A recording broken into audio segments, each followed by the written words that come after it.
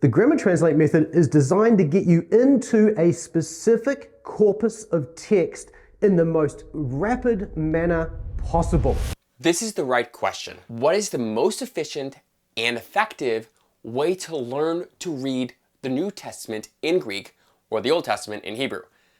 Thankfully, the field of second language acquisition, SLA, asks these kinds of questions and tries to determine which method of language learning is indeed the quickest way to learn that language, whether that means reading, writing, speaking, or listening to it. As I said in my last response video to Daryl, GTM has no advocates for being the fastest way to learn to read. A big issue here is the definition of reading. Real reading is about developing a skill that is dependent upon several other processes. For example, William Graves says that the automatization of letter-sound relations is the foundation of all alphabetic reading. Because GTM as a method does not include exercises to automatize letter-sound relations, it does not provide a solid foundation for reading. Again, Graves says, fluent readers have very large and automatic recognition vocabulary knowledge, and that vocabulary knowledge is highly correlated with reading ability. Even if you learn vocabulary words in GTM, there is nothing in the method that teaches students to automatize that vocabulary knowledge. The same thing could be said for other components of reading. You can check out my video on how to read deeply in Greek and Hebrew for more on the reading process. The point is that GTM is not designed to teach you the things you need to learn to become a good reader. It is designed to help you describe the language of a grammar and to provide glosses for Greek words. So the Grammar Translate method then has the advantage of getting you into the text of the New Testament in a very rapid manner. Again, it's important to ask ourselves what definition of reading we are dealing with here. Reading involves comprehending written text at a rate that is close to the rate of speech. Because GTM does not adequately prepare students for reading, it does not adequately prepare students to read any body of literature. A different point is that there are many methods that can be geared towards reading a specific body of literature. There are several places where Daryl confuses the method with the content. Here's an example. And for that reason, you're not going to spend any time during the Grammar Translate method using skills and learning words that you're not going to use in your translation. I agree with this. We don't want to be learning constructions and words that are not found in the New Testament if our goal is to read the New Testament. This is where I would agree with Daryl against some people who advocate for communicative approaches to New Testament Greek.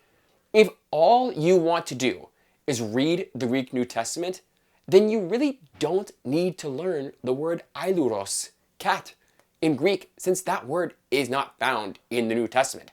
I think Daryl here is arguing against people who are trying to learn Greek by learning everyday vocabulary instead of the vocabulary specific to the New Testament. And I would argue with him against some people within the communicative space if the goal is only to read the New Testament. But again, this is not about the method. At Biblingo, we don't teach people words found outside of the New Testament, but we do not adopt the grammar translation method. You can teach people to actively use only the vocabulary found in the New Testament. That is what we do. Something like a natural language approach, where you're actually learning to converse in the language, requires that you learn active and passive skills. Now again, I'm not against learning active skills, but you don't need those active skills to be able to read the text. You just need the passive skills to be able to read the text, and same with the study of the text. And I know there's arguments about people saying if you don't know the active skills, you don't know the passive skills either. Again, this needs to be more nuanced. the natural language approach is not about learning to converse about things ad hoc in a language. It is about using the language as communication, and that includes reading.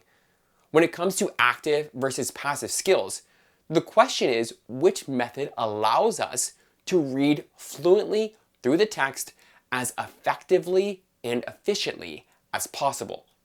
I think you can become quite good at reading if you only focus on reading, but that does not mean that method is the best. Research in SLA shows that using active skills like speaking are actually more effective and efficient at learning passive skills like listening. Here's the conclusion from a study by Elise Hopman and Mary Ellen McDonald. Production-focused training yielded superior learning and comprehension of a novel language across a variety of language features and task demands, compared with training focusing on comprehension itself. Importantly, production's learning advantage went beyond the word level. Even after we controlled for vocabulary knowledge, production participants were both faster and more accurate on tests of grammar comprehension. We have incorporated active skills into Biblingo because it is the most effective and efficient way to learn to read. If you're interested in going to Greece and speaking the language, I'm not really talking about those sorts of skills, okay? This is for those who really want to study the Bible in the original language and use those technical, language-oriented commentaries and resources and so on. This is a false caricature of SLA-based methods. I don't want to go to Greece and talk to people, and we would have a tough time understanding each other anyway, because I only know how to speak Koine Greek. I also want to read the Greek New Testament and understand it better. And I see the value in learning the grammatical terms to access technical commentaries. That's why we teach those terms in Biblingo, and why I am writing a Greek grammar and have published on Greek grammar. Rather than focus on, we've got to have 24 chapters because that gives us 2 12-week semesters, we actually need to rethink this and go back, get outside of the educational framework to start from a pedagogical perspective to say, what's going to work the best here? I agree.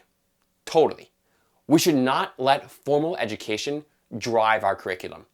Part of the issue here is that we have to view language learning as a lifelong endeavor. Although I have become fluent in English, I'm still learning vocabulary. When I read Marianne Wolf's book, Proust and the Squid, on the science of reading, I had to learn the term, angular gyrus, and I'm still not exactly sure what it means. But because I am fluent in English, I can read texts and learn new words. This is what beginning Greek and Hebrew should be about, building enough fluency to start to read and comprehend texts for yourself, so that you can become a lifelong learner of the languages. That's our focus in Biblingo.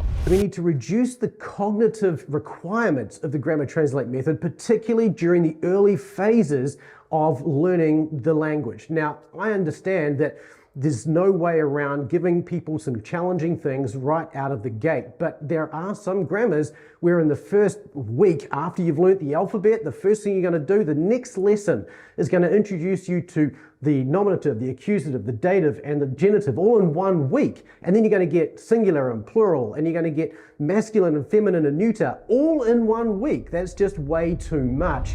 Again, I completely agree with this.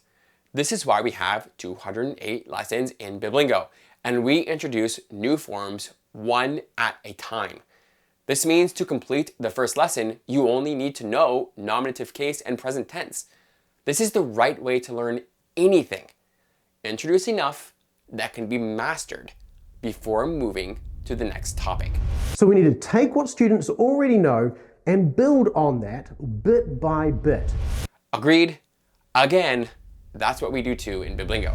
But I think that sometimes we make assumptions about the way the language works based on what people know about English. And one of the arguments I have here in this one is around things like the present tense. Because we use the present tense in English so much, we think to start there with our students. And reality is that's not how the Greek language works. And so I think it's better for us to go back and start with, say, the aorist verb and explain how the aorists work, even though it's a little bit more complicated, because there are so many more aorist verbs in the New Testament than present tense verbs, and the aorist verbs in the present tense are being used in a pretty consistent kind of way. All right, first, starting with the aorist rather than the present is not going to solve the problems for the grammar translation method. Plugging the drain hole in a sinking ship won't save it. The system is broken.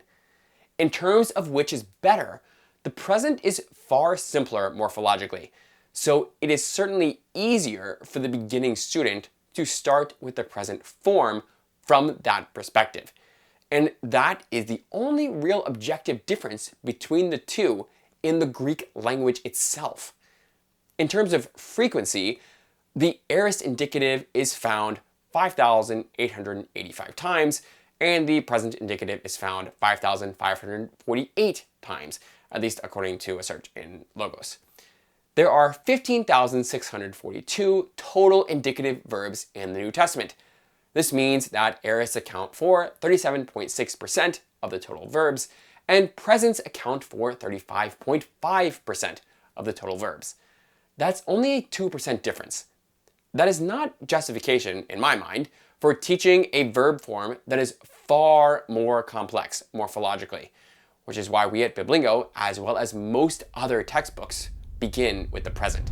Finally, the last thing I think we can do to improve the grammar translate method is to focus much more on reading. A number of you said in the comments in the last video that indeed you've got to keep people reading. Input is critical, and I agree with that. And yes, there's possibly more room to do more work with reading in those early stages. So that is a challenge, and I don't assume that I've got it all sorted on any of these points, let alone this one. However, one of the problems that I mentioned in the last video with the grammar translate method is that we switch to exegesis far too quickly and don't spend enough time reading the text, using those skills you've just spent all that time developing, and even using them even as you are developing those skills as well. Ironically, Daryl is an advocate for reading, but the grammar translation method is a poor method for learning to read.